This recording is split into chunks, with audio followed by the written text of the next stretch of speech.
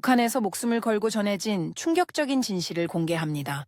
여러분의 구독과 좋아요가 침묵 속에 갇힌 수많은 우리 동포들에게 희망이 될 수 있습니다. 서울행 버스 창문 너머로 보이는 한국의 풍경에 숨이 막혔습니다. 이게 정말 남조선인가? 북한에서 평생 배운 가난하고 비참한 미제 식민지와는 완전히 달랐습니다. 평창올림픽 응원단으로 왔을 때 봤던 그 현실이 제 눈을 뜨게 했습니다. 1년 전 저는 생사의 갈림길에서 압록강을 건넜습니다. 경비대의 총성이 들리는 순간 온몸이 얼어붙었지만 뒤돌아갈 수 없었습니다. 제가 탈북하면 가족들이 정치범 수용소에 끌려갈 거란 공포와 싸우며 북한 당 간부의 딸로 특권층에서 자란 제가 왜 목숨을 걸고 탈출했는지 인천공항에 도착해 확실히 수도는 다르군요라고 말했던 순간부터 제 인생이 완전히 바뀐 이야기를 들려드리겠습니다. 저는 김미향이라고 합니다. 평양 중구역 출신으로 지금은 대한민국에서 새 삶을 살고 있는 탈북민입니다. 1년 전 목숨을 걸고 북한을 탈출한 저는 아직도 가끔 악몽에 시달립니다. 하지만 오늘은 제 이야기를 나누고 싶습니다. 특히 제가 평창올림픽 북한 응원단으로 활동했던 경험과 그것이 어떻게 제 인생을 완전히 바꿔놓았는지에 대해서요. 평양 출신인 제 가족은 북한에서는 비교적 특권층에 속했습니다.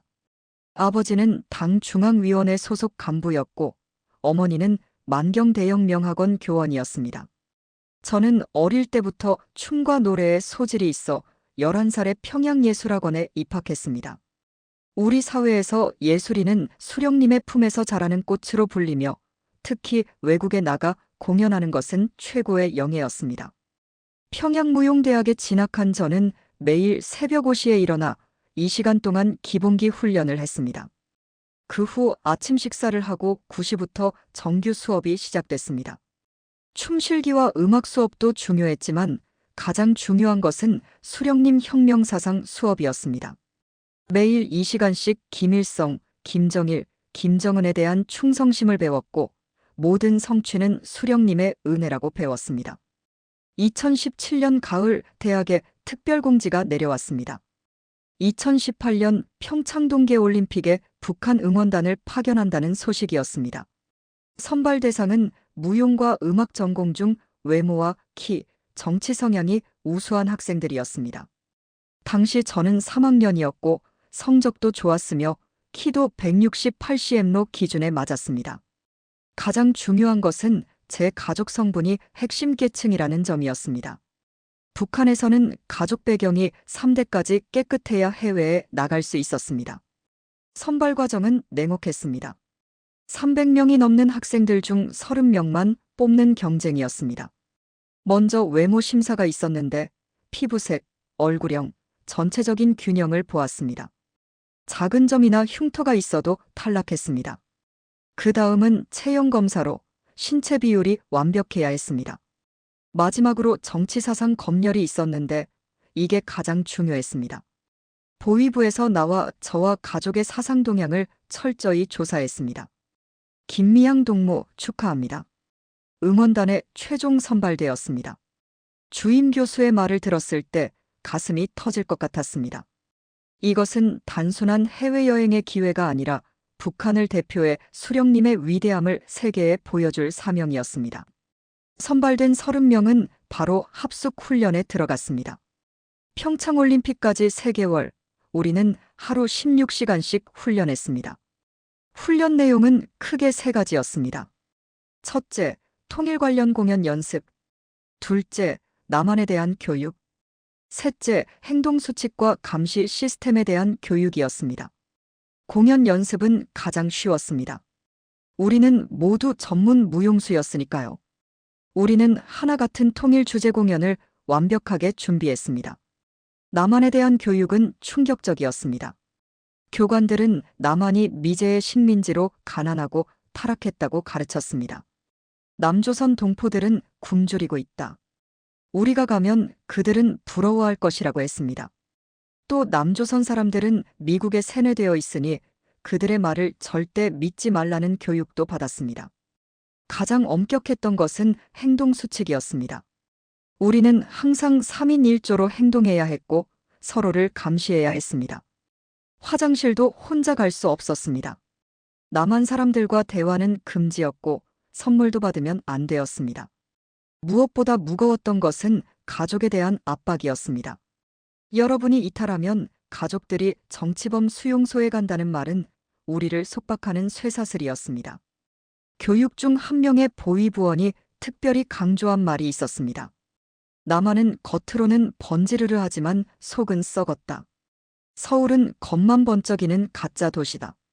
당시에는 그 말을 그대로 믿었습니다.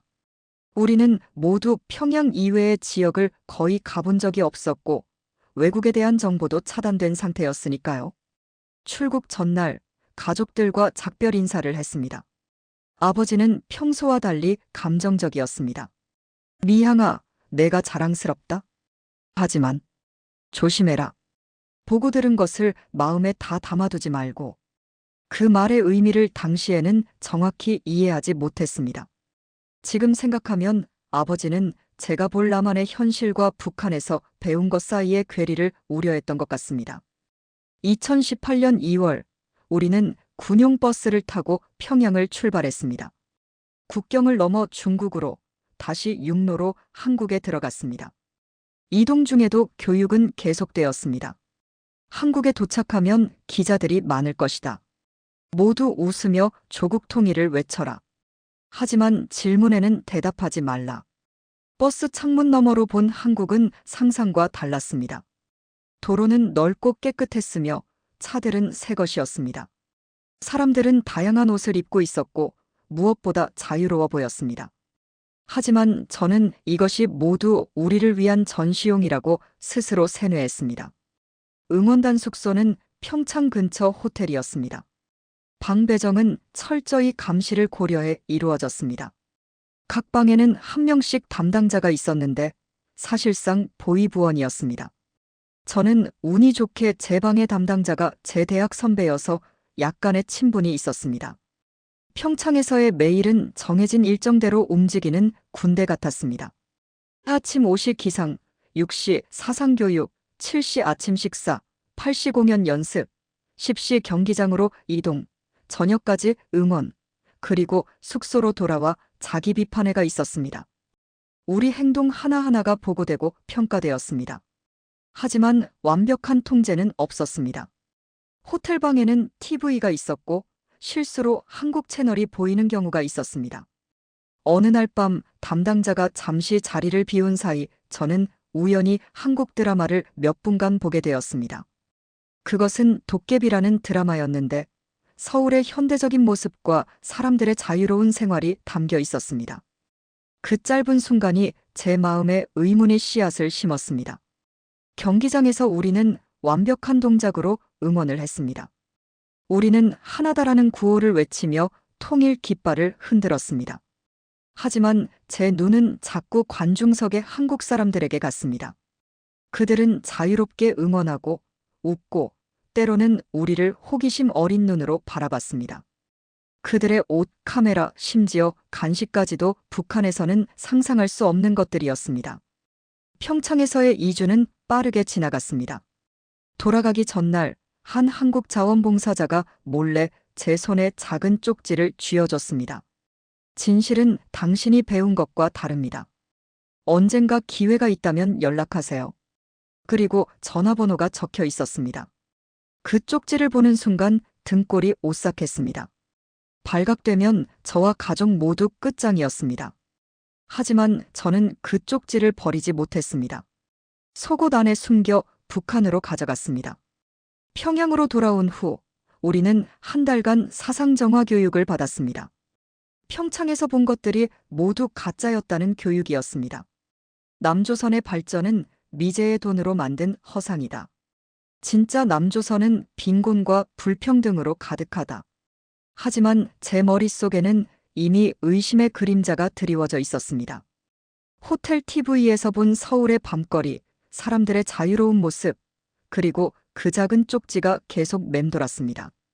학교로 돌아간 후에도 저는 예전과 같지 않았습니다. 강의실에서 남조선의 비참함에 대한 강의를 들을 때마다 의문이 들었습니다. 진실은 무엇일까? 내가 본 것이 진실일까? 아니면 내가 배운 것이 진실일까?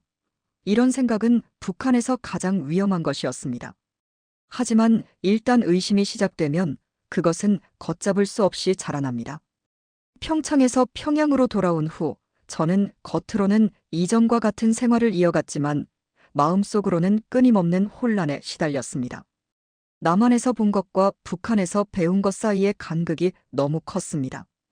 평양무용대학에서의 수업은 계속되었지만 제 눈에는 모든 것이 달라 보였습니다. 미향아, 요즘 왜 그렇게 생각에 잠겨 있니? 수령님 교시도 집중해서 듣지 않고. 절친한 친구 선희의 말에 저는 화들짝 놀랐습니다. 제 변화가 다른 사람들 눈에도 보이기 시작한 것입니다. 북한에서 사상적 동요는 가장 위험한 것이었습니다. 아니야, 그냥 졸업 후 진로 때문에 고민이야. 저는 거짓말로 둘러댔습니다. 하지만 선희의 눈빛은 의심스러웠습니다. 그녀는 평창에 함께 갔던 동료였고 혹시 그녀도 저와 같은 의문을 품고 있는지 궁금했습니다. 하지만 그런 생각을 입 밖에 내는 것은 자살행위나 다름없었습니다. 평창에서의 첫 충격은 도착 순간부터 시작되었습니다. 국경을 넘어 한국으로 들어가는 순간 도로 상태부터 달랐습니다. 북한의 울퉁불퉁한 도로와 달리 한국의 고속도로는 매끈했고 달리는 차들은 모두 새 것처럼 보였습니다. 창밖으로 보이는 농촌 마을들조차 북한의 도시보다 발전해 보였습니다. 보세요, 저게 다 가짜입니다. 미국과 일본에서 빌려온 차들을 전시한 거예요. 우리를 위한 선전용입니다. 인솔자의 설명이 버스 안에 울렸지만 제 눈에는 그것이 거짓말로 보였습니다. 어떻게 이 모든 것이 전시용일 수 있을까요? 수백 킬로미터에 이르는 도로와 마을, 수천 대의 차량과 수많은 사람들이 모두 연극을 하고 있다고요?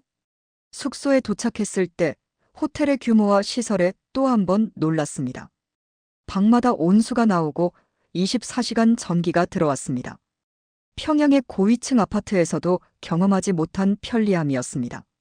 화장실의 휴지, 샴푸, 비누까지 모두 풍족했습니다.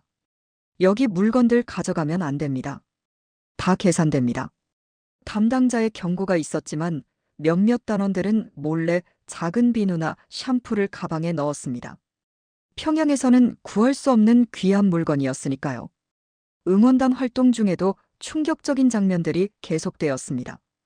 경기장으로 가는 길에 본 도시의 모습, 사람들의 옷차림, 그들이 들고 있는 스마트폰까지 모든 것이 북한에서 배웠던 가난한 남조선의 이미지와 맞지 않았습니다. 가장 인상적이었던 것은 한국 사람들의 자유로운 모습이었습니다. 우리는 항상 3명씩 움직여야 했고 말 한마디, 행동 하나하나가 감시되었습니다. 하지만 한국 사람들은 자유롭게 다니며 웃고 떠들고 심지어 공무원들과도 거리낌 없이 대화했습니다. 그들의 눈에는 공포가 없었습니다. 경기장에서 우리는 완벽한 동작으로 응원했습니다. 우리는 하나라는 구호를 외치며 통일 깃발을 흔들었습니다. 언론의 카메라가 집중됐고 우리는 북한의 이미지를 밝게 보여주기 위해 항상 웃고 있어야 했습니다. 하지만 저는 자꾸만 관중석을 훔쳐보게 되었습니다. 왜 저 사람들은 우리처럼 일사불란하게 응원하지 않지? 각자 마음대로 응원해도 괜찮은 건가? 이런 작은 의문들이 쌓이기 시작했습니다. 어느 날 경기 후 식사 시간에 한 한국 자원봉사자가 우리에게 다가왔습니다. 그는 공손하게 말했지만 우리의 담당자가 즉시 그를 막아섰습니다. 질문 있어요. 북한에도 이런 치킨 먹나요? 단순한 질문이었지만 우리는 대답하지 못했습니다. 담당자가 식사 중입니다. 방해하지 마세요라고 단호하게 말했기 때문입니다. 그 후 버스로 돌아가는 길에 담당자는 우리를 꾸짖었습니다. 적의 질문에 넘어가면 안 됩니다. 모든 대화는 함정입니다. 하지만 제 마음속에는 의문이 들었습니다. 왜 치킨에 대한 간단한 질문이 함정이 될까요? 무엇을 그렇게 숨겨야 할까요? 호텔로 돌아온 밤 가장 큰 충격이 기다리고 있었습니다. 담당자가 잠시 다른 방을 점검하러 간 사이 저는 호기심에 TV를 켰습니다. 원래는 특정 채널만 볼 수 있도록 설정되어 있었지만 어떤 오작동이 있었던 것 같습니다. 갑자기 한국 드라마가 나왔습니다. 화면 속 서울은 밝고 현대적이었습니다. 사람들은 세련된 옷을 입고 카페에서 자유롭게 대화했습니다. 배우들이 연기하는 일상은 우리가 배웠던 미제의 압제로 고통받는 남조선 인민의 모습과는 거리가 멀었습니다.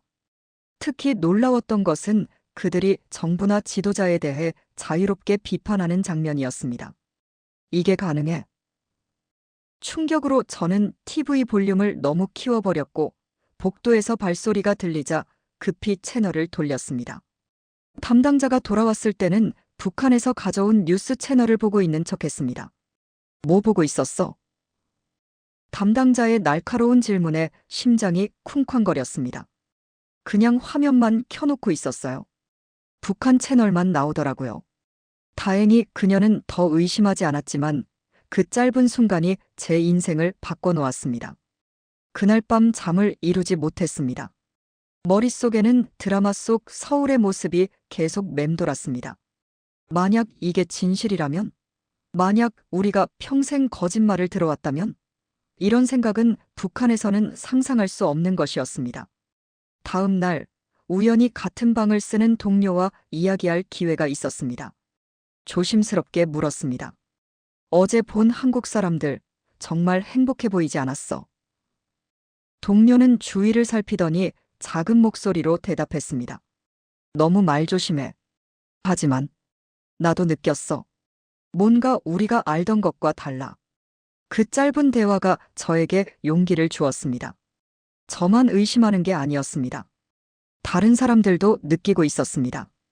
평창에서의 마지막 날 한 한국 자원봉사자가 제게 접근했습니다. 그녀는 북한말을 조금 할 줄 알았고 아주 짧게 말했습니다. 언니, 진실을 알아야 해요. 그리고 손에 쪽지를 쥐어주었습니다. 경계하는 마음에도 불구하고 저는 화장실에 가서 쪽지를 읽었습니다. 거기에는 전화번호와 함께 짧은 메시지가 있었습니다. 용기가 있다면 연락하세요. 도울 수 있어요. 그 순간 발각될까 두려워 쪽지를 변기에 버리려 했지만 마지막 순간에 마음을 바꿨습니다. 쪽지를 작게 접어 속옷 안에 숨겼습니다. 북한으로 돌아갈 때 우리는 모두 철저한 검색을 받았습니다. 휴대폰뿐만 아니라 몸 검사까지 했습니다. 다행히 여성 담당자가 재검사를 맡았고 속옷까지는 확인하지 않았습니다. 쪽지는 안전하게 평양까지 왔습니다. 평양에 돌아온 후 우리는 사상정화교육이라는 이름의 세뇌 교육을 받았습니다. 남조선은 미제의 식민지이며 너희가 본 모든 것은 가짜다. 서울의 건물들은 종이로 만든 세트장이다. 사람들은 연기자들이다. 이런 말들이 이제는 우스꽝스럽게 들렸습니다. 그럼에도 저는 겉으로는 열심히 고개를 끄덕이며 교육에 참여했습니다. 북한에서는 생존을 위해 연기하는 법을 모두가 배웁니다. 정화교육 이후 우리는 일상으로 돌아갔지만 저는 더 이상 예전의 미양이 아니었습니다. 밤마다 쪽지에 적힌 전화번호를 암기했습니다. 북한에서 외부와 연락한다는 것은 거의 불가능한 일이었습니다. 하지만 저는 기회를 찾고 있었습니다. 평양에도 밀수된 중국 휴대전화가 있다는 소문을 들었습니다. 엄청난 위험이 따르지만 국경 지역에서는 중국 통신망을 잡을 수 있다고 했습니다. 한 개월 후 우연한 기회가 찾아왔습니다. 대학 선배 중 한 명이 중국과의 국경 도시 신의주에 사는 친척을 방문한다고 했습니다. 그녀는 저를 신뢰했고 함께 가자고 제안했습니다. 이것은 운명의 기회였습니다. 정말 가고 싶어. 오랜만에 평양 밖을 나가는 거니까 좋을 것 같아. 저는 최대한 자연스럽게 대답했습니다. 신의주에 도착한 날 선배가 친척 집에 간 사이 저는 핑계를 대고 잠시 나왔습니다. 국경 근처 한적한 곳으로 가서 용기를 내어 중국에서 밀수된 휴대전화를 가진 브로커를 찾았습니다. 엄청난 돈을 주고 10분간 전화를 빌렸습니다. 떨리는 손으로 번호를 눌렀습니다.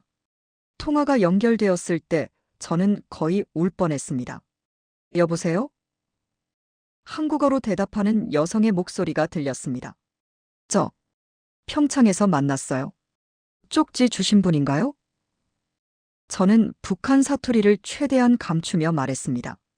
잠시 침묵 후 상대방이 흥분된 목소리로 대답했습니다. 네, 맞아요. 정말 연락해 주셨네요. 지금 어디 계신가요? 북한이요. 더 자세히는 말할 수 없어요. 시간이 없어요. 제 심장은 마구 뛰었습니다. 도와드릴게요. 탈북하고 싶으신가요? 그 순간 현실감이 밀려왔습니다. 탈북. 그 위험한 단어를 실제로 듣자 몸이 얼어붙었습니다. 하지만 평창에서 본 진실 그리고 북한으로 돌아온 후 더욱 명확해진 거짓말들을 생각하니 결심이 섰습니다. 네, 도와주세요. 하지만 어떻게 해야 할지 모르겠어요. 그녀는 신속하게 지시를 내렸습니다. 이 번호를 외우세요. 신의주에 연락할 수 있는 사람이 있어요. 그 사람이 도와줄 거예요. 전화를 끊고 돌아오는 길에 저는 마치 다른 사람이 된 것 같았습니다. 제 인생에서 가장 큰 결정을 내린 순간이었습니다. 자유를 찾아 목숨을 걸기로 한 것입니다. 신의주에서 평양으로 돌아오는 기차 안에서 저는 계속해서 그 전화번호를 마음속으로 되뇌었습니다.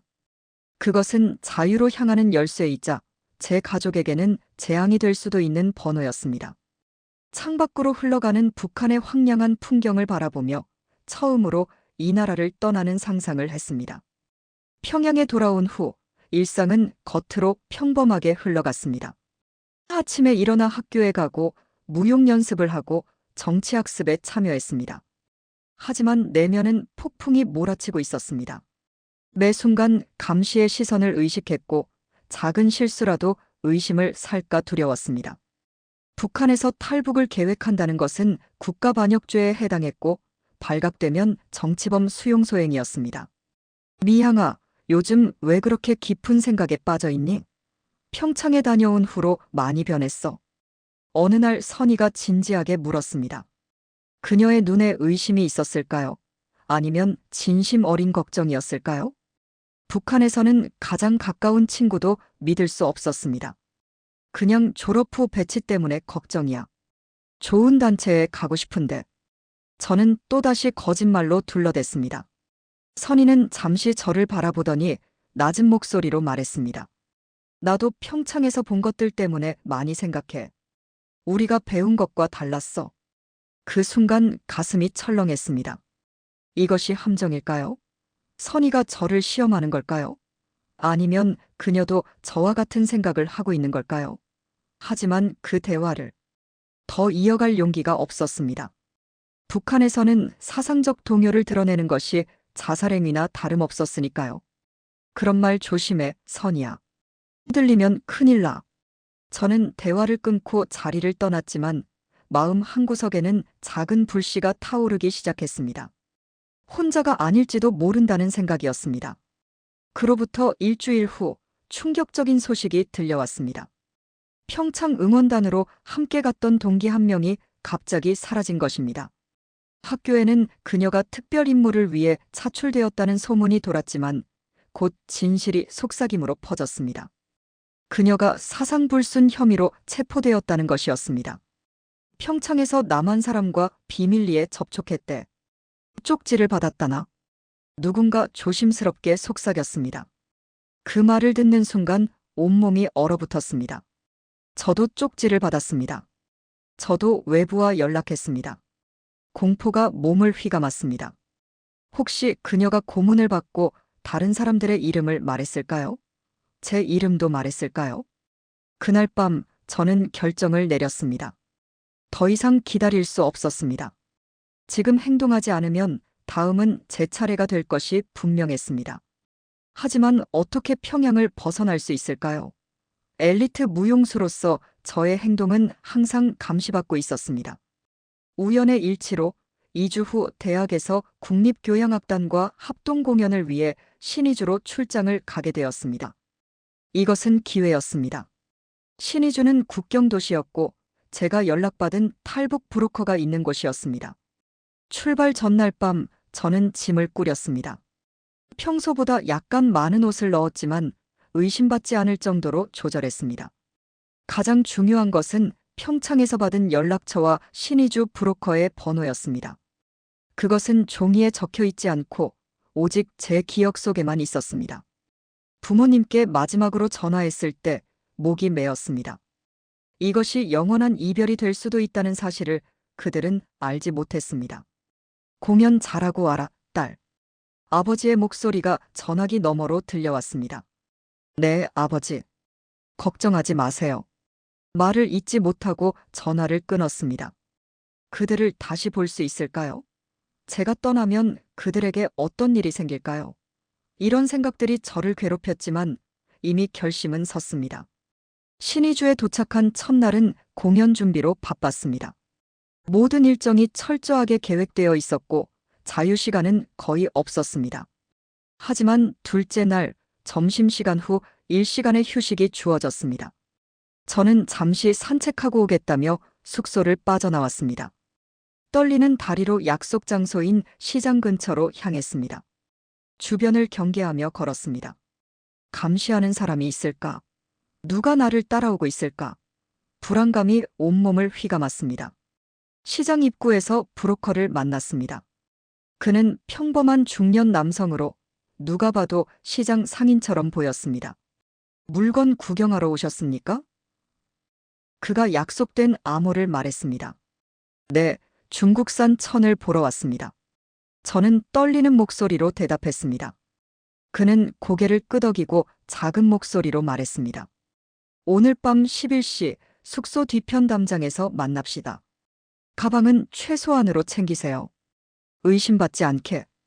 그날 저녁 공연은 제 인생에서 가장 긴 공연이었습니다. 무대 위에서 춤을 추면서도 머릿속에는 시계가 째깍째깍 흐르고 있었습니다. 실수 없이 공연을 마치고 숙소로 돌아온 후 저는 최대한 평소와 같이 행동하려 노력했습니다. 미향아, 오늘 공연 정말 좋았어. 근데 왜 그렇게 긴장한 것 같았어? 동료가 물었습니다. 그냥 피곤해서 그래. 먼저 자려고. 저는 서둘러 방으로 들어갔습니다. 밤 10시 30분 모두가 잠든 것을 확인하고 조용히 짐을 챙겼습니다. 작은 가방에 꼭 필요한 옷과 신발, 그리고 몇 가지 개인 물품만 넣었습니다. 사진 한 장을 넣으려다 망설였습니다. 가족 사진이었습니다. 만약 붙잡힌다면 이 사진이 증거가 될 수 있었습니다. 하지만 가족의 얼굴을 마지막으로 보고 싶었습니다. 결국 사진을 속옷 안에 숨겼습니다. 10시 50분 조용히 방을 빠져나왔습니다. 복도는 어두웠고 간간히 코 고는 소리만 들렸습니다. 심장이 터질 것 같았습니다. 뒷문으로 나가 담장 쪽으로 걸어갔습니다. 내 발걸음이 영혼처럼 느껴졌습니다. 담장에 도착했을 때 약속한 사람은 보이지 않았습니다. 불안감이 엄습했습니다. 함정일까요? 체포되는 걸까요? 주변을 둘러보니 어디선가 발자국 소리가 들려왔습니다. 숨을 죽였습니다. 이쪽입니다. 낮은 목소리가 들렸습니다. 브로커였습니다. 그는 담장 근처 어두운 곳에서 나왔습니다. 빨리요. 시간이 없습니다. 저는 그를 따라 어둠 속으로 들어갔습니다. 그곳에는 오토바이가 준비되어 있었습니다. 올라타세요. 국경까지 데려다 줄 겁니다.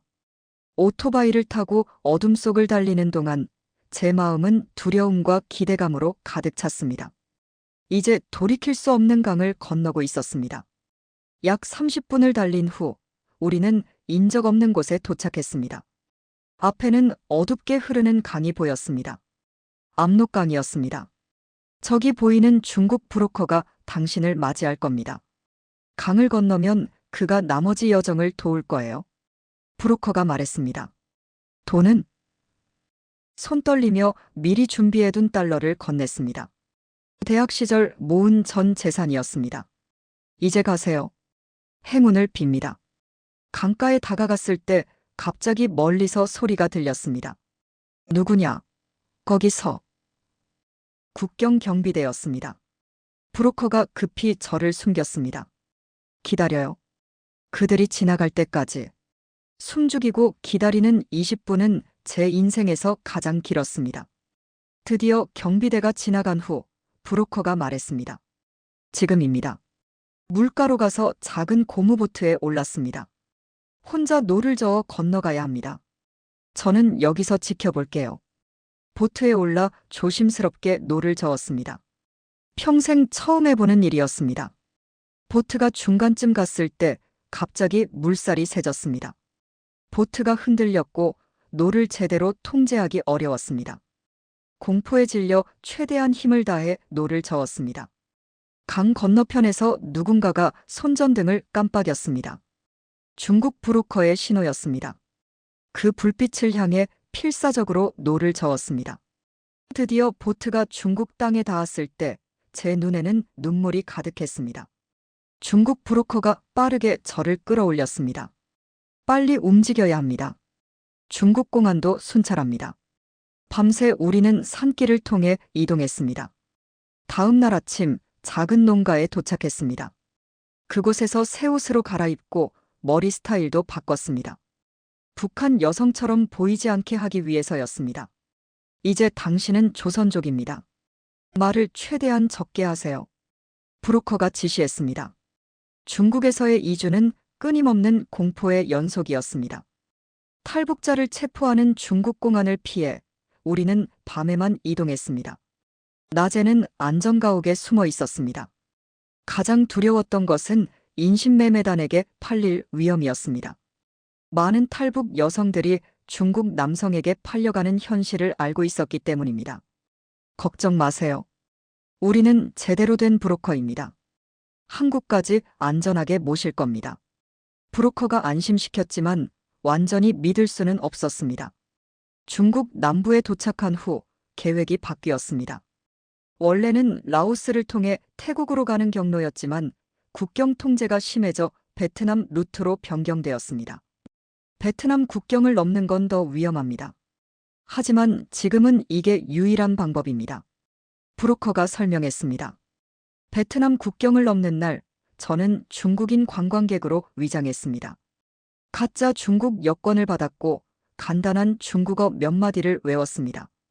국경에서 검문을 받을 때 심장이 터질 것 같았습니다. 다행히 뇌물이 효과적이었고 우리는 무사히 베트남으로 넘어갔습니다. 베트남에서 며칠을 머문 후 드디어 주 베트남 한국 대사관에 연락할 기회가 왔습니다. 대사관 직원은 즉시 저를 보호했고 탈북자 신원 확인 과정이 시작되었습니다. 김미양 씨, 당신의 신분이 확인되었습니다. 대한민국 정부가 당신을 보호할 것입니다. 대사관 직원의 말에 저는 마침내 안도의 눈물을 흘렸습니다. 하지만 가장 큰 고통은 이제 시작이었습니다. 제가 사라진 후 북한에 남겨진 가족들에게 어떤 일이 벌어졌을까요? 연좌제로 그들이 처벌받고 있을 것이라는 생각에 밤마다 눈물을 흘렸습니다. 자유를 찾았지만 그 대가로 가족을 잃은 것이었습니다. 대사관의 도움으로 한국행 비행기를 타기 전 마지막으로 북한을 향해 마음속으로 인사했습니다. 아버지, 어머니, 언젠가 다시 만날 수 있기를. 그렇게 제 탈북 여정은 끝나고 한국으로 향하는 새로운 여정이 시작되었습니다. 베트남에서 한국 대사관의 보호를 받게 되었지만 한국으로 가는 길은 여전히 안전하지 않았습니다. 탈북자의 신원이 확인되더라도 중국이나 북한의 방해 공작으로 위험한 상황이 발생할 수 있기 때문입니다. 대사관 직원은 제게 계속해서 조심할 것을 당부했습니다. 김미양 씨, 이제 법적으로는 대한민국 국민으로서 보호받을 권리가 있습니다. 하지만 한국에 도착하기 전까지는 신원을 공개하지 않는 것이 좋습니다. 대사관 영사님의 말씀이었습니다. 베트남 하노이의 안전가옥에서 보낸 일주일은 마치 다른 세계에 있는 것 같았습니다. 처음으로 자유롭게 TV를 볼 수 있었고 인터넷도 접할 수 있었습니다. 북한과 관련된 뉴스를 검색했을 때 제 마음은 무거웠습니다. 혹시 제 탈북 소식이 나오지는 않을까, 가족들의 안부가 언급되지는 않을까 걱정되었습니다. 하지만 공식 뉴스에는 아무것도 없었습니다. 북한은 탈북 사실을 대외적으로 발표하지 않습니다. 그것은 체제의 약점을 인정하는 것과 같기 때문입니다. 대신 저는 행방불명 또는 반역자로 내부에서 처리되었을 것입니다. 대사관에서 만난 다른 탈북민들의 이야기를 들으며 제가 얼마나 운이 좋았는지 깨달았습니다. 어떤 여성은 중국에서 인신매매를 당해 6년간 시골 남성의 아내로 강제로 살았다고 했습니다.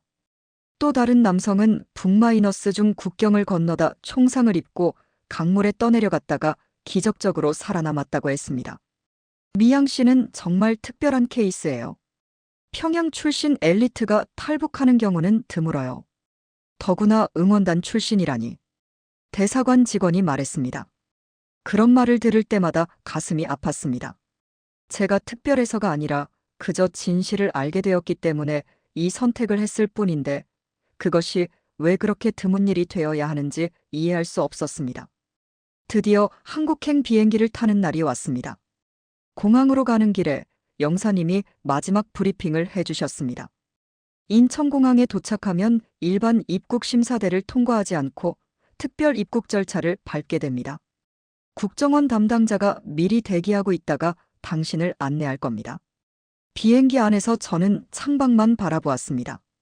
구름 위로 날아가는 비행기 안에서 지난 몇 달간의 일들이 영화처럼 머릿속을 스쳐 지나갔습니다. 평창에서의 충격적인 발견, 위험천만했던 탈북 과정, 중국에서의 공포스러운 도주, 그리고 지금 새로운 삶을 향해 날아가고 있는 저 자신. 곧 착륙합니다. 안전벨트를 매주십시오. 승무원의 안내방송이 들렸습니다. 창밖으로 보이는 인천의 바다와 도시 풍경은 너무나 아름다웠습니다. 북한에서 봤던 그 어떤 풍경보다도 현대적이고 발전된 모습이었습니다. 비행기가 활주로에 착륙할 때 저는 생각했습니다. 이제 정말 자유의 땅을 밟는구나. 비행기에서 내릴 때 다른 승객들과 달리 저는 특별 출구로 안내받았습니다. 그곳에는 2명의 남성이 기다리고 있었습니다. 김미양 씨 환영합니다. 국가정보원 소속입니다. 안전하게 모시겠습니다. 그들은 공손하게 인사했습니다. 일반 입국장을 피해 별도의 통로로 안내받으며 저는 긴장했습니다. 아직도 북한의 감시를 두려워하는 습관이 남아 있었기 때문입니다. 하지만 담당자들은 제 불안을 읽었는지 계속해서 안심시켜 주었습니다. 이제 안전합니다. 북한은 여기까지 손을 뻗지 못해요. 김미양 씨는 이제 대한민국 국민입니다. 입국 수속을 마치고 공항 밖으로 나갔을 때 그곳에는 또 다른 담당자가 기다리고 있었습니다. 그는 저를 차로 안내하며 말했습니다. 서울로 모시겠습니다. 먼저 국정원 시설에서 기본적인 조사와 보호 절차를 진행한 후 하나원으로 옮기게 됩니다. 차 안에서 저는 창밖을 내내 바라보았습니다. 넓은 고속도로, 현대적인 건물들, 화려한 간판들. 모든 것이 새롭고 압도적이었습니다. 여기가 서울인가요? 저는 궁금해서 물었습니다. 담당자는 미소를 지으며 대답했습니다. 아니요, 아직 인천입니다. 서울까지는 1시간 정도 더 가야 합니다. 그 말을 듣고 저는 놀랐습니다. 아, 인천이군요. 확실히 수도는 다르군요. 제 말에 담당자가 잠시 의아해하다가 곧 이해한 듯 웃었습니다. 아, 북한에서는 평양이 가장 발전된 도시니까요. 하지만 한국은 서울뿐만 아니라 인천, 부산 같은 다른 도시들도 모두 발전해 있습니다. 그 순간 북한에서 배운 것과 현실의 차이를 또 한 번 실감했습니다. 북한에서는 평양을 제외한 다른 도시들은 발전이 거의 없어 평양과 확연히 구분됐습니다. 그래서 자연스럽게 인천도 서울보다 훨씬 덜 발전했을 거라 생각했던 것입니다. 북한에서는 평양만 발전시키고 다른 도시는 신경 쓰지 않잖아요. 그래서 당연히 한국도 수도인 서울만 이렇게 발전했을 거라 생각했어요. 제 솔직한 말에 담당자는 이해한다는 듯 고개를 끄덕였습니다. 서울로 향하는 길에 저는 제 탈북 과정에서 가장 위험했던 순간들을 떠올렸습니다. 특히 압록강을 건너던 밤은 절대 잊을 수 없을 것입니다. 당시 고무보트로 강을 건너는 중에 갑자기 북한 측 초소에서 조명탄이 발사되었습니다. 그 순간의 공포는 말로 표현할 수 없었습니다. 보트 안에 엎드려 숨조차 쉬지 못했고 심장이 터질 것 같았습니다. 다행히 조명탄은 다른 방향을 비췄고 저는 무사히 중국 쪽으로 건널 수 있었습니다. 중국에 도착한 후에도 위험은 계속되었습니다. 중국 공안의 단속이 심했기 때문에 우리는 주로 밤에 이동했습니다. 특히 기차역이나 버스 터미널 같은 곳은 철저히 피했습니다. 그곳에는 항상 신분증 검사가 있었기 때문입니다. 가장 긴장됐던 순간은 윈난성에서 베트남 국경으로 가는 길이었습니다. 국경 인근 마을에 도착했을 때 갑자기 공안 검문소가 나타났습니다. 브로커는 급히 저를 트럭 뒤편에 숨겼고 다른 루트로 우회했습니다. 그 과정에서 산길을 12시간 동안 걸어야 했습니다. 발이 붓고 온몸이 아팠지만 잡히면 북송될 것이라는 공포가 저를 움직이게 했습니다. 베트남 국경에서는 또 다른 위기가 있었습니다. 국경 수비대가 우리 일행을 발견하고 소리쳤습니다. 브로커가 즉시 그들에게 뛰어가 흥정했습니다. 큰 돈이 오갔을 거라 생각합니다. 결국 그들은 잠시 다른 곳을 보는 척하며 우리를 통과시켰습니다.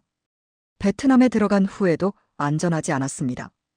베트남 경찰이 불법 입국자를 체포하고 있었기 때문입니다. 하노이로 가는 길에 우리 차가 검문에 걸렸을 때 브로커는 저를 시골 청소부로 위장시켰습니다. 허름한 옷을 입고 얼굴에 흙을 묻힌 채로요. 다행히 경찰은 별 의심 없이 우리를 통과시켰습니다. 하노이에 도착해 한국 대사관에 연락하기 전까지 저는 한순간도 마음을 놓을 수 없었습니다. 매 순간이 생과 사의 갈림길이었으니까요. 이런 생각에 잠겨 있는데 갑자기 차가 멈췄습니다. 도착했습니다. 국정원 합동신문센터입니다. 건물 안으로 들어가자 여러 명의 직원들이 저를 맞이했습니다. 그들은 모두 친절했지만 공식적인 태도를 유지했습니다. 간단한 신원 확인 후 저는 작은 방으로 안내되었습니다. 김미양 씨, 이제부터 조사 과정이 시작됩니다. 너무 걱정하지 마세요.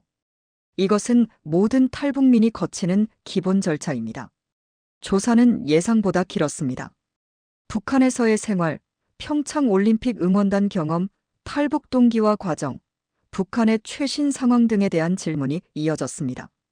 특히 평양 엘리트 출신으로서 제가 알고 있는 북한 내부 정보에 관심이 많았습니다. 김일성 대학 출신 친구들이 있었나요? 김정은 위원장에 대한 내부 평가는 어땠나요? 평창 올림픽 응원단은 어떤 기준으로 선발되었나요? 모든 질문에 솔직하게 대답했지만 가족에 관한 질문이 나올 때면 목이 메었습니다. 제가 탈북한 후 그들에게 어떤 일이 일어났을지 생각하면 가슴이 찢어지는 것 같았습니다. 조사관은 제 심정을 이해한 듯 잠시 휴식을 제안했습니다. 충분히 힘드실 거예요. 커피 한 잔 마시고 계속할까요? 그 잠깐의 휴식 시간에 저는 창밖을 바라보았습니다. 서울의 높은 빌딩들과 번화한 거리가 보였습니다. 북한에서 상상했던 미제 식민지의 모습과는 전혀 달랐습니다. 그곳에서 배운 모든 것이 거짓이었다는 사실이 다시 한번 가슴에 박혔습니다. 조사는 3일간 계속되었습니다. 마지막 날 담당자가 알려주었습니다. 이제 하나원으로 이동하게 됩니다. 그곳에서 12주 동안 한국 사회 적응 교육을 받게 됩니다. 하나원으로 이동하기 전 저는 마지막으로 부탁했습니다.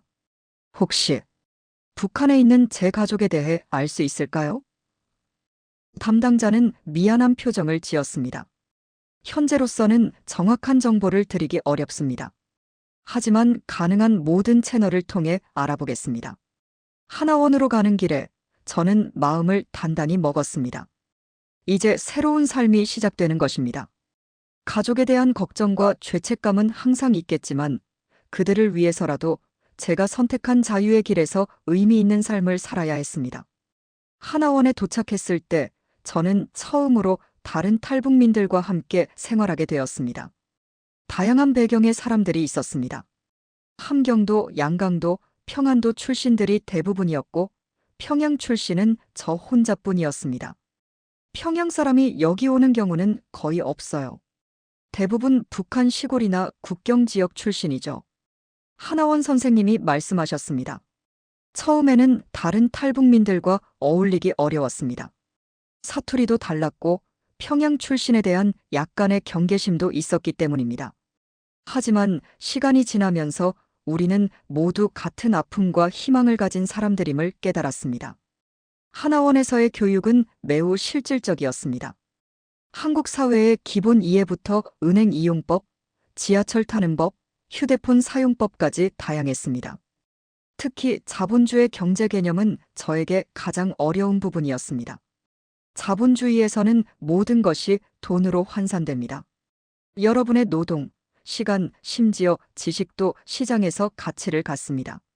강사님의 설명을 들으며 북한에서 배운 착취의 도구로서의 자본주의와 얼마나 다른지 깨달았습니다. 하나원에서 보낸 시간은 제 인생의 전환점이었습니다. 그곳에서 저는 진정한 자유가 무엇인지, 그리고 그것이 가져오는 책임이 무엇인지 배우기 시작했습니다. 무엇보다 중요한 것은 저 자신의 삶을 스스로 선택할 수 있다는 사실이었습니다. 하나원에서의 12주가 끝나갈 무렵, 저는 한국 사회로 나갈 준비를 하고 있었습니다. 그동안 배운 지식과 기술이 실제 생활에서 얼마나 유용할지 기대 반 걱정 반이었습니다. 마지막 주에는 퇴소 후 거주할 임대주택 배정과 초기 정착금 지원에 대한 설명회가 있었습니다. 김미양 씨는 서울 노원구에 있는 임대 아파트로 배정되었습니다. 보증금은 정부 지원으로 해결되고 월 임대료는 본인 부담입니다. 정착금으로 800만 원이 지급되니 계획적으로 사용하세요. 담당 공무원이 설명했습니다. 퇴소 전날 밤 같은 방을 쓰던 탈북민 언니가 조언을 해주었습니다. 미양아, 너는 평양 출신이라 말투가 깨끗해서 다행이야. 하지만 밖에 나가면 절대 북한에서 왔다고 쉽게 말하지 마. 특히 집주인이나 직장 동료에게는. 북한 출신임이 알려지면 당할 수 있는 차별과 편견에 대한 이야기를 듣고 있자니 새로운 두려움이 생겼습니다. 하지만 그보다 더 압도적인 감정은 기대였습니다. 드디어 진짜 한국 사회를 경험할 수 있다는 설렘이었습니다. 하나원 퇴소 당일, 저는 간단한 짐을 챙겨 출발했습니다. 정부에서 지원받은 기본 생활용품과 옷까지, 그리고 하나원에서 받은 교재들이 전부였습니다. 탈북할 때 가져온 것은 가족사진 한 장뿐이었기에 이것이 제 새 삶의 전부였습니다. 서울행 버스를 타기 전 하나원 선생님이 마지막으로 조언해 주셨습니다. 미양 씨, 처음에는 모든 것이 낯설고 어려울 거예요. 하지만 포기하지 마세요. 시간이 지나면 적응됩니다. 그리고 언제든 도움이 필요하면 연락하세요. 버스 안에서 저는 창밖을 바라보며 생각에 잠겼습니다. 평양에서 자란 저에게 한국의 풍경은 여전히 새롭고 놀라웠습니다.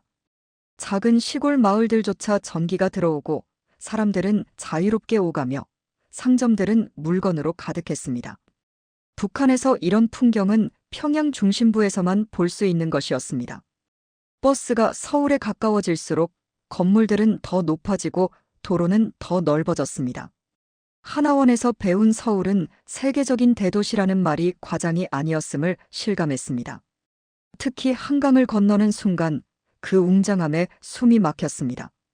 저기가 63빌딩이에요. 한강의 상징적인 건물이죠. 동행하던 정착 도우미가 알려주었습니다. 저는 북한에서 63빌딩에 대해 들은 적이 있었습니다. 자본주의 착취의 상징이라고 배웠던 그 건물이 실제로는 아름다운 한강변의 풍경을 더 멋지게 만드는 모습이었습니다. 서울의 중심부를 지나며 명동, 광화문, 종로 같은 번화가의 모습에 압도되었습니다. 북한에서는 이런 곳들이 미제의 영향으로 타락한 곳이라고 배웠지만 실제로는 활기차고 다양한 문화가 공존하는 곳이었습니다. 미양 씨, 이제 곧 노원구에 도착합니다. 그곳이 앞으로 살게 될 동네예요. 도우미가 말했습니다. 노원구의 아파트 단지들을 보며 저는 다시 한번 놀랐습니다. 북한에서는 평양의 창정거리나 려명거리 같은 곳만 이런 현대적인 아파트가 있었는데 서울은 어느 지역을 가도 비슷한 수준의 주거 환경이었습니다. 여기가 미양시의 새 집입니다. 도우미가 13층짜리 아파트 앞에 서서 말했습니다. 엘리베이터를 타고 올라가 문을 열었을 때 작지만 깨끗한 원룸이 저를 맞이했습니다. 기본적인 가구와 가전제품이 갖춰져 있었고 창문으로는 서울의 전경이 보였습니다. 여기서 정착하실 거예요? 내일부터 주민센터에 가서 필요한 서류들을 작성하고 은행 계좌도 개설해야 합니다. 제가 도와드릴게요. 도우미가 떠난 후 저는 혼자 남겨졌습니다. 생전 처음으로 완전히 혼자인 공간에서 저는 복잡한 감정에 휩싸였습니다. 자유롭다는 기쁨과 동시에 이 넓은 세상에서 혼자라는 외로움이 밀려왔습니다. 그날 밤 창가에 서서 서울의 불빛을 바라보며 결심했습니다. 이곳에서 새 삶을 시작할 거야. 자유를 찾아온 만큼 그 가치를 증명하며 살아갈 거야. 다음 날부터 본격적인 정착 과정이 시작되었습니다. 주민센터에서 주민등록증을 만들고 은행에서 계좌를 개설하고 휴대폰을 구입했습니다. 모든 과정이 낯설었지만 하나원에서 배운 지식이 큰 도움이 되었습니다. 가장 어려웠던 것은 사람들과의 소통이었습니다. 북한 억양이 남아있어 대화할 때마다 상대방이 저를 유심히 바라보았고 때로는 어디서 오셨어요? 라는 질문을 받았습니다.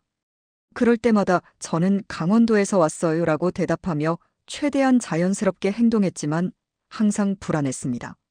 정착 후 2주가 지났을 때 드디어 인천공항에 가볼 기회가 생겼습니다. 하나원 동기 중 한 명이 해외에서 가족이 방문한다며 마중을 가는데 동행하자고 제안했기 때문입니다. 미양아, 인천공항 구경도 할 겸 같이 가자. 세계 최고의 공항이라던데. 저에게 인천공항은 특별한 의미가 있었습니다. 그곳은 제가 공식적으로 한국 땅을 밟은 첫 장소였고 동시에 제가 완전히 이해하지 못했던 곳이었습니다. 탈북 직후 혼란스러운 상태에서 인천을 서울로 착각했던 그 순간이 생각났습니다. 공항으로 가는 길에 친구가 물었습니다. 미향아, 처음 한국 왔을 때 어땠어? 많이 놀랐지? 그 질문에 저는 웃으며 대답했습니다. 응, 특히 인천공항에 도착했을 때 내가 서울에 온 줄 알았어. 이제 서울에 오신 것을 환영합니다라는 안내방송을 듣고. 그래서 뭐라고 했어? 확실히 수도는 다르군요라고 말했지. 그때 담당자가 웃으면서 여기는 인천이고 서울까지는 아직 1시간 더 가야 한다고 알려줬어. 우리는 함께 웃었지만 그 속에는 씁쓸함도 있었습니다. 북한에서는 평양만이 유일하게 발전된 도시였고 다른 도시들은 비교할 수 없을 정도로 낙후되어 있었습니다. 그래서 자연스럽게 한국도 서울만 발전했을 거라 생각했던 것입니다. 인천공항에 도착했을 때 저는 이제야 제대로 이곳을 볼 수 있었습니다. 탈북 직후에는 너무 긴장하고 혼란스러워서 주변을 제대로 관찰할 여유가 없었습니다. 넓고 현대적인 터미널, 수많은 상점과 레스토랑, 다양한 국적의 사람들. 이곳은 마치 작은 도시 같았습니다. 친구의 가족을 기다리는 동안 저는 공항 곳곳을 둘러보았습니다.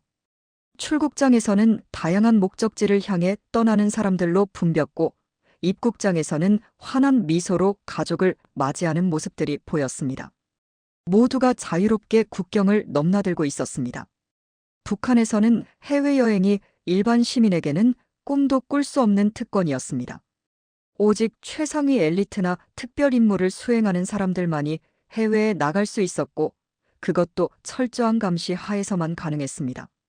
그런데 여기 인천공항에서는 누구나 자유롭게 여권만 있으면 세계 어디든 갈 수 있었습니다. 언젠가 나도 여기서 비행기를 타고 외국에 갈 수 있을까? 저는 혼잣말로 중얼거렸습니다. 친구가 제 말을 듣고 웃었습니다. 당연하지. 미양이도 이제 한국 국민이잖아. 돈만 있으면 어디든 갈 수 있어. 돈만 있으면. 그 말에 저는 다시 현실을 직시하게 되었습니다. 자유는 있지만 그 자유를 누리기 위해서는 경제적 능력이 필요했습니다. 하나원에서 배웠던 자본주의의 현실이었습니다. 친구의 가족이 도착한 후 우리는 함께 공항 밖으로 나왔습니다. 택시를 기다리며 저는 주변 풍경을 다시 한번 바라보았습니다. 공항에서 서울로 향하는 고속도로, 그 주변의 현대적인 건물들, 그리고 멀리 보이는 인천의 스카이라인까지. 미향아, 무슨 생각해? 친구가 물었습니다. 그냥 처음 여기 왔을 때 생각하고 있었어. 그때는 모든 게 너무 낯설고 무서웠는데 이제는 조금 익숙해진 것 같아. 택시를 타고 서울로 돌아오는 길에 저는 창밖을 바라보며 1년 전의 제 모습을 떠올렸습니다. 그날 저는 같은 길을 지나왔지만 완전히 다른 사람이었습니다. 북한 응원단 출신으로 세뇌되어 있던 제가 이제는 자유를 찾아 새로운 삶을 시작한 한국 시민이 되어 있었습니다. 인천에서 서울까지 가는 길이 이렇게 발전되어 있다니 정말 놀라워요. 저는 택시 기사님께 말했습니다. 아, 손님은 처음 와보셨나 봐요? 이 정도는 한국에서 평범한 수준이에요. 지방 가면 이것보다 더 좋은 도로도 많아요. 그 말을 들으며 저는 다시 한번 북한과 한국의 차이를 실감했습니다. 북한에서는 평양-원산 고속도로가 국가적 자랑거리였는데 그조차도 한국의 일반 국도보다 못한 수준이었습니다. 서울 시내로 들어서자 저는 점점 더 익숙해지는 풍경에 안도감을 느꼈습니다. 이제 동대문, 종로, 강남 같은 지명도 알게 되었고 지하철 노선도 조금씩 익숙해지고 있었습니다. 아직 완전히 적응되진 않았지만 매일 조금씩 발전하고 있었습니다. 택시에서 내려 아파트로 돌아오는 길에 우연히 길거리 TV 화면에서 북한 관련 뉴스가 나오는 것을 보았습니다. 김정은이 어떤 행사에 참석한 모습이었습니다. 저는 잠시 발걸음을 멈추고 그 화면을 바라보았습니다. 불과 1년 전까지 저에게 그 사람은 경애하는 원수님이었고 충성을 맹세해야 하는 대상이었습니다.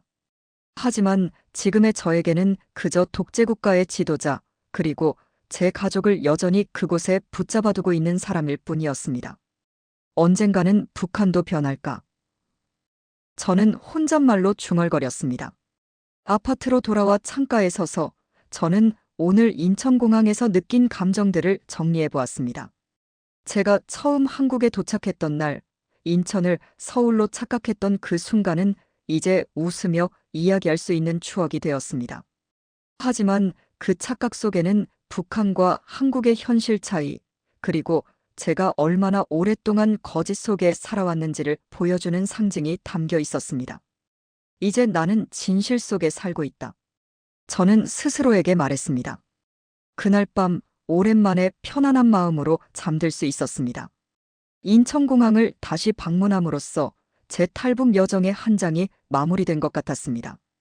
이제는 앞으로의 삶을 바라볼 시간이었습니다. 인천공항 방문 이후 제 삶은 정착의 단계로 접어들었습니다. 이제는 생존을 위한 탈출이나 적응을 위한 몸부림이 아닌 진정한 의미의 새 삶을 시작할 때였습니다. 무엇보다 중요한 것은 직업을 찾는 일이었습니다. 북한에서 무용수로 활동했지만 한국에서 그 경력을 이어가기는 쉽지 않았습니다. 미양 씨, 북한에서의 예술 경험을 살릴 수 있는 일을 찾아보는 게 어떨까요? 취업 상담사가 제안했습니다. 문화예술 관련 단체나 북한 문화를 소개하는 기관 같은 곳에서 시작해 볼 수 있을 것 같아요. 그의 조언을 따라 저는 통일문화센터라는 곳에 지원했습니다. 이곳은 문화예술을 통해 남북교류와 이해를 증진하는 비영리 단체였습니다. 면접 당일, 저는 처음으로 제 북한 출신 정체성을 적극적으로 드러냈습니다. 저는 평양무용대학 출신이며 평창올림픽 응원단 경험이 있습니다. 북한의 무용과 문화를 한국 사람들에게 정확하게 소개하고 싶습니다. 면접관은 제 솔직함에 감동한 듯 했습니다. 미양 씨 같은 분이 바로 우리가 찾던 인재입니다. 북한 문화예술을 직접 경험하고 전문적으로 배운 분이 필요했거든요. 그렇게 저는 통일문화센터에서 문화교류 코디네이터라는 직함으로 일을 시작했습니다.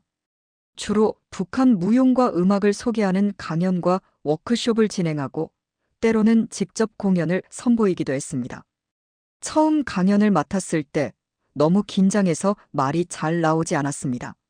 하지만 청중들의 따뜻한 반응과 진지한 질문들에 점차 자신감이 생겼습니다. 사람들은 진짜 북한의 모습, 특히 예술과 일상생활에 대해 많은 관심을 보였습니다. 북한 무용과 한국 무용의 가장 큰 차이점은 무엇인가요? 한 대학생이 질문했습니다. 북한 무용은 기본적으로 조선 무용이라고 하는 전통을 기반으로 하지만 사회주의 리얼리즘이라는 예술 이념이 강하게 반영됩니다. 모든 동작에는 혁명 정신이나 수령님에 대한 충성이 담겨야 합니다. 반면 한국 무용은 더 자유롭고 다양한 해석과 표현이 가능하죠. 이런 식의 대화를 통해 저는 사람들에게 북한의 실상을 전달하면서도 문화적 가치는 인정하는 균형 잡힌 시각을 제시하려 노력했습니다. 일을 시작한 지 3개월쯤 되었을 때 놀라운 제안을 받았습니다. KBS에서 통일을 말하다라는 프로그램에 출연해달라는 요청이었습니다.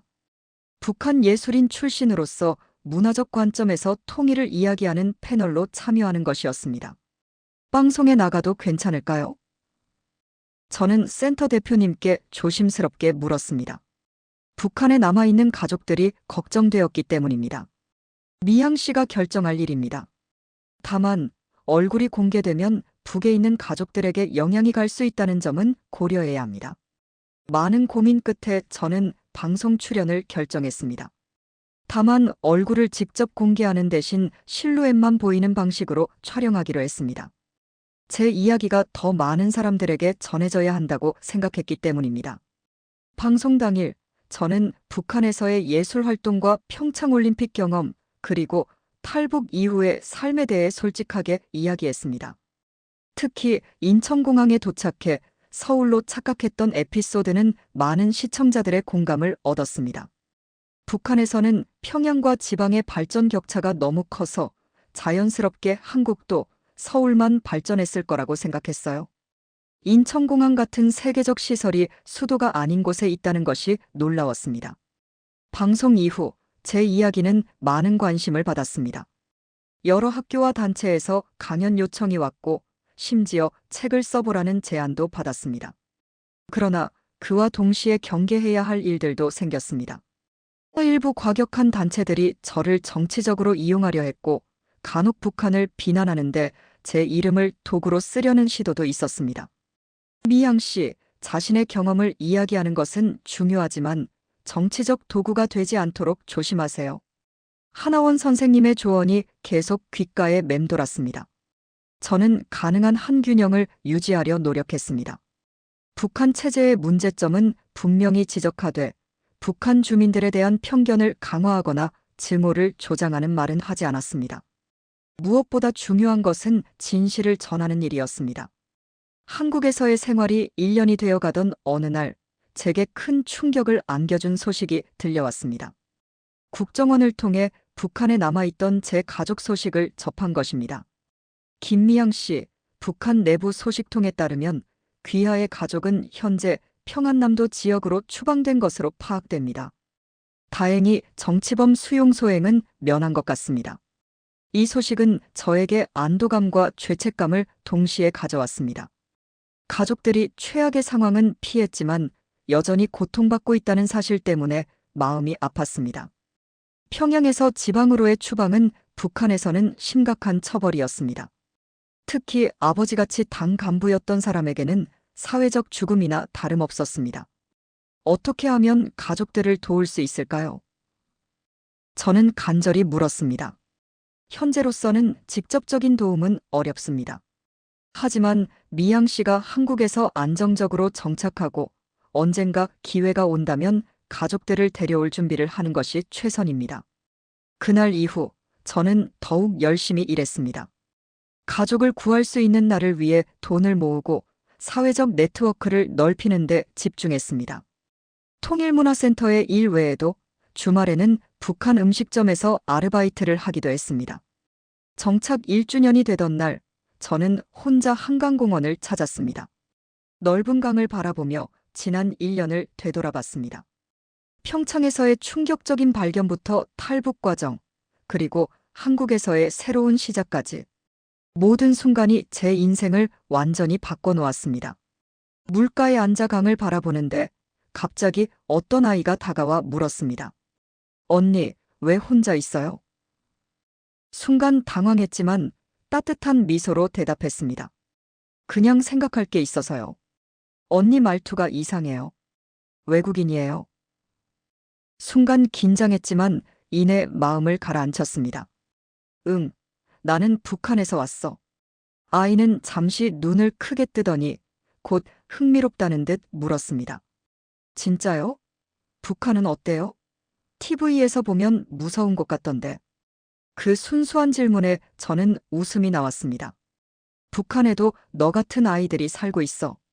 다만 자유가 없고 가난한 것이지. 하지만 사람들은 여기 사람들과 똑같아. 아이는 고개를 끄덕이더니 말했습니다. 그럼 통일되면 북한 아이들이랑 같이 놀 수 있겠네요. 그럼 언젠가 그런 날이 올 거야. 아이의 어머니가 다가와 아이를 데려가면서 저에게 미소를 지었습니다. 그 작은 대화가 제게 큰 위로가 되었습니다. 아이의 순수한 시선처럼 편견 없이 서로를 바라볼 수 있다면 통일은 그리 먼 이야기가 아닐지도 모른다는 희망이 생겼습니다. 가을이 깊어가던 어느 날, 센터 동료들과 함께 남산타워에 올랐습니다. 서울의 전경이 한눈에 내려다 보이는 그곳에서 저는 문득 평양을 떠올렸습니다. 주체 사상탑에서 내려다보던 평양의 모습과 지금 눈앞에 펼쳐진 서울의 모습이 오버랩되었습니다. 평양에서도 이런 전망대가 있었나요?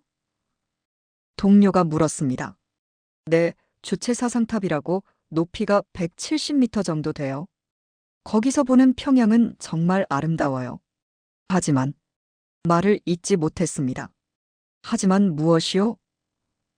그 아름다움 뒤에 숨겨진 진실을 그때는 몰랐어요. 평양 외곽의 가난한 동네들, 전기도 제대로 들어오지 않는 지방 도시들, 그리고 정치범 수용소에 갇힌 사람들. 동료는 제 어깨를 가만히 두드렸습니다. 미양 씨가 그 진실을 알리는데 큰 역할을 하고 있잖아요. 그날 밤 저는 오랜만에 북한에서의 기억을 일기로 적었습니다. 평양무용대학 시절, 응원단 선발 과정, 평창에서의 경험, 그리고 탈북 결심까지. 그것은 제가 걸어온 길을 기록하는 작업이자 미래를 향한 다짐이기도 했습니다. 일기의 마지막에 저는 이렇게 적었습니다. 인천공항에 도착해 서울로 착각했던 그 순간은 이제 웃으며 이야기할 수 있는 추억이 되었다. 하지만 그 착각은 내가 얼마나 거짓 속에 살아왔는지를 보여주는 상징이기도 하다. 북한에서는 평양만이 유일한 빛이라고 배웠지만 이곳 한국에서는 모든 도시가 빛난다. 인천도, 부산도, 대구도, 광주도. 그리고 그 빛은 자유에서 나온다. 언젠가 평양도, 원산도, 신의주도 같은 빛으로 빛나는 날이 오길 바란다. 그날이 올 때까지 나는 여기서 진실을 이야기하며 살아갈 것이다. 2019년 겨울 통일문화센터에서 평화를 향한 춤이라는 특별 공연을 준비했습니다. 저는 처음으로 한국 무용수들과 함께 북한 무용을 선보이는 안무를 맡았습니다. 그것은 단순한 공연이 아니라 제 과거와 현재를 연결하는 달이었습니다. 리허설 중에 한 한국 무용수가 물었습니다. 선생님, 북한에서는 어떻게 이런 동작의 의미를 설명하나요? 북한에서는 모든 동작에 혁명적 의미를 부여해요. 이 손동작은 수령님을 향한 충성을 의미한다고 배웠죠. 하지만 이제 저는 이 동작에 새로운 의미를 부여하고 싶어요. 자유를 향한 열망이라고요. 공연 당일 객석에는 많은 관객이 찾아왔습니다.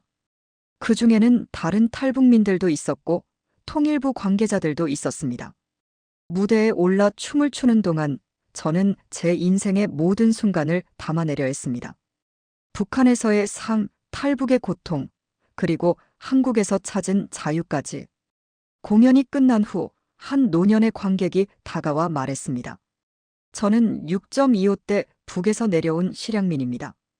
오늘 춤을 보며 고향 생각이 나서 눈물이 났습니다. 그 말에 저도 눈물이 흘렀습니다. 우리는 서로 다른 시대, 다른 상황에서 같은 아픔을 경험한 사람들이었습니다. 분단의 상처는 세대를 넘어 계속되고 있었지만 그 상처를 나눔으로써 조금이나마 위로가 되는 순간이었습니다. 그날 밤 집으로 돌아오는 길에 문득 하늘을 올려다보았습니다. 같은 하늘 아래 북한에 있는 가족들도 이별을 보고 있을까요? 언젠가 그들과 다시 만날 수 있을까요? 확신할 수 없지만 희망을 잃지 않기로 했습니다. 오늘도 무사히 하루를 마쳤습니다. 저는 마치 가족에게 말하듯 중얼거렸습니다. 언젠가 여러분께 이 모든 이야기를 들려드릴 수 있기를. 인천공항에서의 착각부터 시작된 제 한국 생활은 이제 새로운 장을 향해 나아가고 있었습니다. 그것은 단순한 적응을 넘어 진정한 의미의 성장과 치유의 여정이었습니다.